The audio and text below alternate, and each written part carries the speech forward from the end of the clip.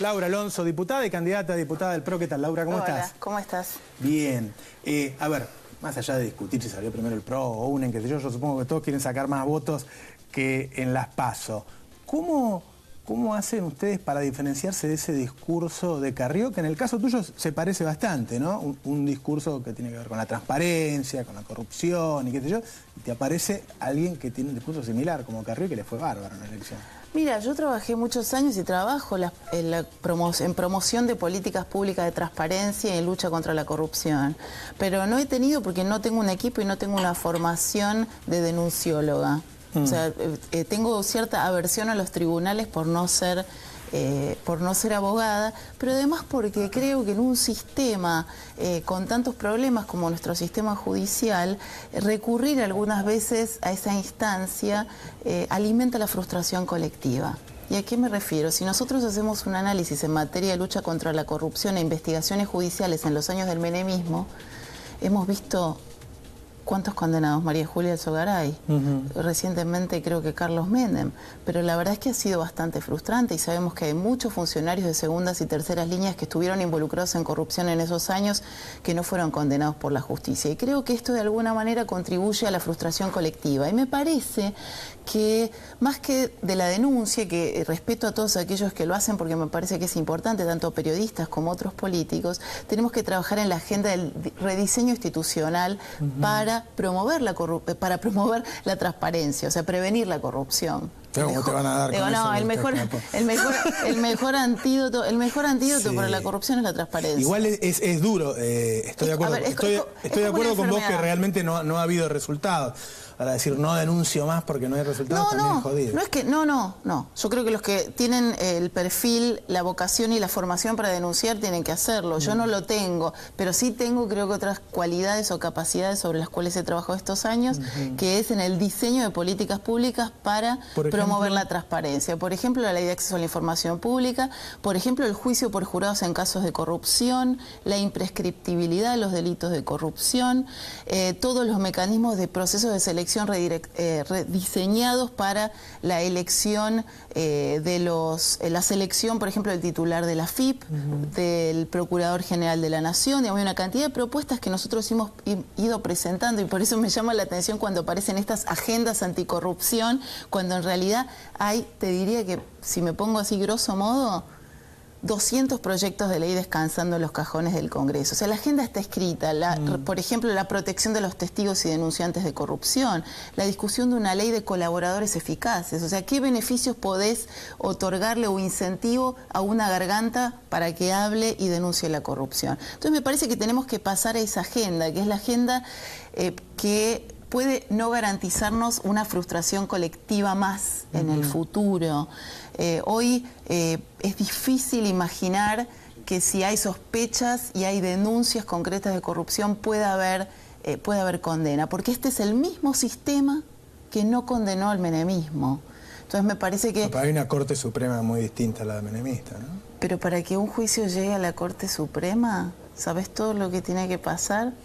No llegan todos los juicios, no todos los casos que llegan a la Corte los resuelve la Corte, y no conozco que la Corte tenga ningún expediente en estudio vinculado a corrupción. Entonces me parece que es importante que nos hagamos un planteo en materia de propuesta de política pública. Yo celebro que los partidos de oposición también estén trabajando en estas propuestas y ojalá se pueda avanzar en una agenda para no volver a frustrarnos. Y con lo que ha sucedido, me parece que es importante poner la lupa sobre el Ministerio Público, los fiscales y también sobre los jueces, para que sientan la presión de la ciudadanía respecto del interés colectivo en que se investigue y se sancione la corrupción. Ahí iba. ¿Hay un interés colectivo? ¿La gente vota por honestidad?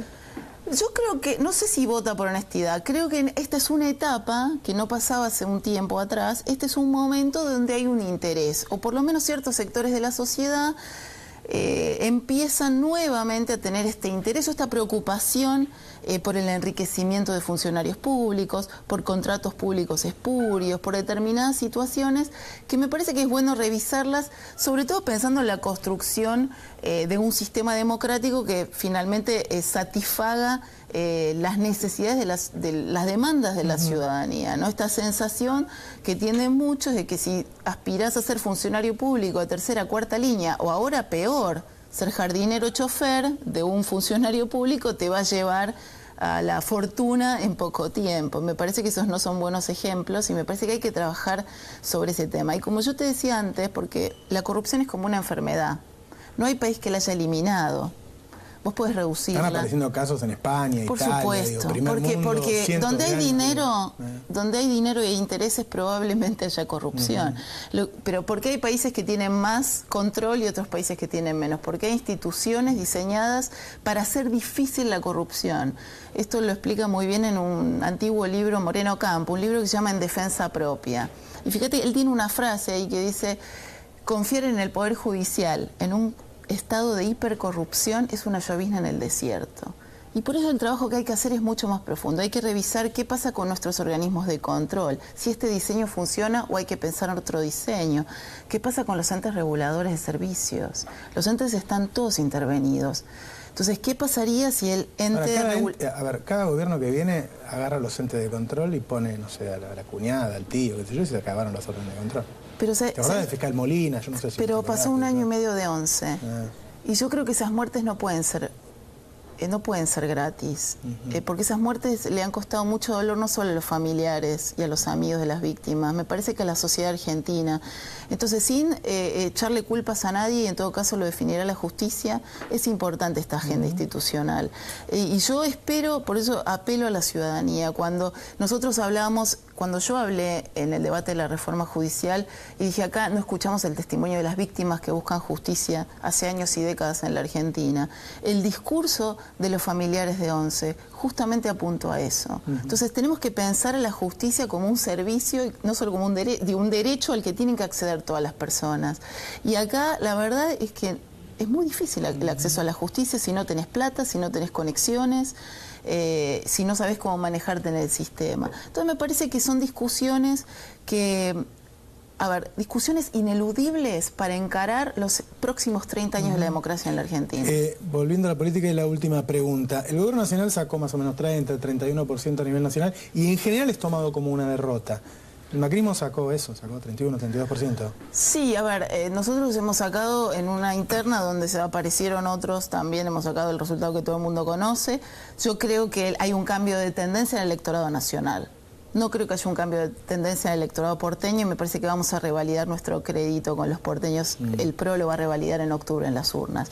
Sí me parece que sería necio negar la realidad. Nosotros no la negamos.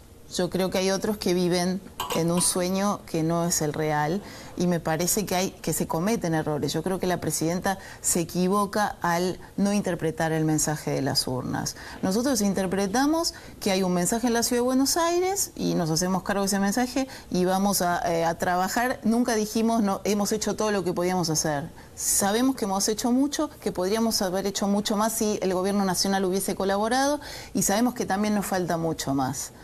Pero lo que no hacemos es desconocer la realidad. Y en ese sentido me parece que es importante salir de la trampa de la mentira. Yo creo que, y esto es me permito darle esta recomendación a la presidenta, sobre todo de mujer a mujer. Me parece que es importante dejar de mentirse a uno mismo, porque hoy la ciudadanía le reclama y siempre nos reclama a los políticos que estemos cerca. Y la forma de estar cerca de cualquier argentino es reconociendo la realidad. A un jubilado no le alcanza.